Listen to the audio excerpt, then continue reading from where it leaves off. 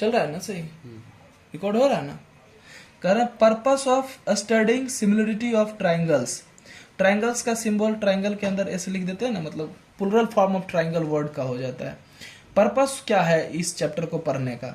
देखो, हम बहुत सारे ऐसे चीजों को देखते हैं जहां पे हमें कोई बहुत सारा, जैसे कोई ऊंचा माउंटेन है, मान लो ये माउंटेन है, अब इसको ट्राइंगल मत समझ लेना, ये माउंटेन है। अगर ये माउंटेन है और इसकी हाइट को निकालना है, तो किसी के रिस्पेक्ट में हम क्या करेंगे कि इसके हाइट को जब हम लिखेंगे, मान लो कि पेपर पे लिख रहे हैं, तो ये सच में जो है इसका हाइट जाएगा, सपोज करो कि माउंट एवरेस्ट है, ठीक है। तो हमने क्या किया कि माउंट एवरेस्ट का है कि 8888 मीटर के आसपास है हाइट। क्या ये पॉसिबल है कि हम इसको 8888 मीटर को पेपर पे ले लें? नहीं। तो हम क्या करते हैं, एक रेशियो बना लेते हैं। अक्सर मैप उप में ऐसा दिखाया जाता है, मैप में, कि कोई बहुत बड़े डिस्टेंस का हम क्या कर लेते हैं, एक स्केल ले लेते हैं।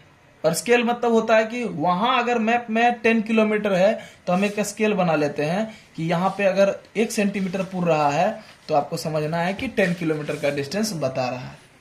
इसी मैप और इस माउंटेन और भी जो डिस्टेंसेज हैं, इनको इनडायरेक्ट मेजरमेंट के आइडिया के थ्रू हम सिमिलरिटी ऑफ अ ट्रायंगल पढ़ते हैं, ठीक है।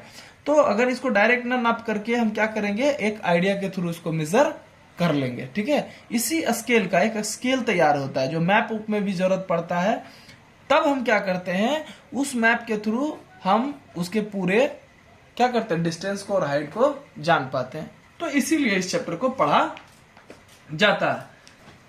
तो पर्पस ऑफ स्टडिंग सिमिलरिटी में हम क्या देखें कि कोई भी डिस्टेंस हो या कोई भी हाइट हो, हम लोग क्या करते हैं, उसको एक स्केल बना के ज्योमेट्री में पेपर पे यूज, प्लेन पेपर पे यूज कर लेते हैं। प्लेन फिगर बना करके हम पेपर पे ही सॉल्व कर लेते हैं।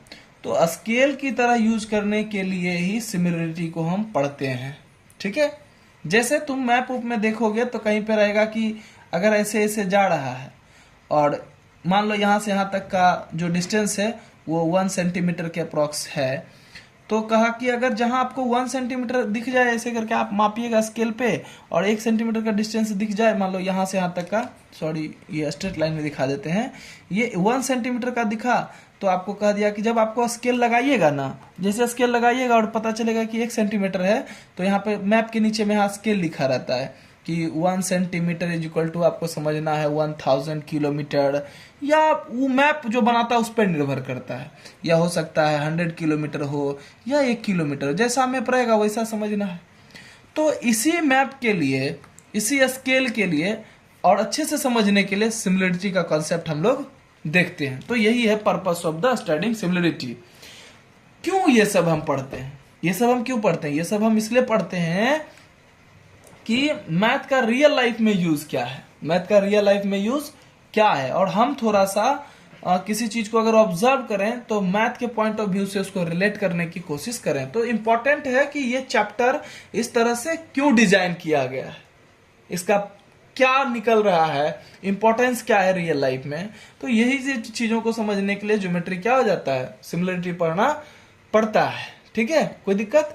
अब अगर सिमिलरिटी के डेफिनेशन को हम देखेंगे तो क्या कहेंगे कि कोई भी दो फिगर जिसके कि हैविंग द सेम शेप, क्या कर रहा है, हैविंग द, कोई भी दो फिगर जिसके शेप सेम हो और and not necessarily the same size, size जरूरी हो सेम रहे या ना रहे इसकी कोई जरूरत नहीं है, बस सेम होना चाहिए, शेप सेम होना चाहिए, ऐसे फिगर को क्या कहेंगे, सिमिलर फिगर कहेंगे। जैसे अगर हम एक सर्किल की बात करें, ये बड़ा सर्कल है, ये छोटा सर्कल है, मतलब ये सिमिलर फिगर है। ये बड़ा ट्रायंगल है और ये छोटा ट्रायंगल, मतलब ये सिमिलर फिगर है। अगर ये रेक्टेंगल है, ये छोटा रेक्टेंगल है, मतलब ये सिमिलर फिगर है। ये बड़ा स्क्वायर है और ये छोटा स्क्वायर है, मतलब ये सिमिलर फिगर है। लेकिन क्या होगा अगर ट्रायंगल का कंपैरिजन हम स्क्वायर से करें, तो ये दोनों ना सिमिलर है और ना ही कन्ग्रेंट है। क्यों? क्योंकि शेप डिफरेंट है, ठीक है। कोई दिक्कत?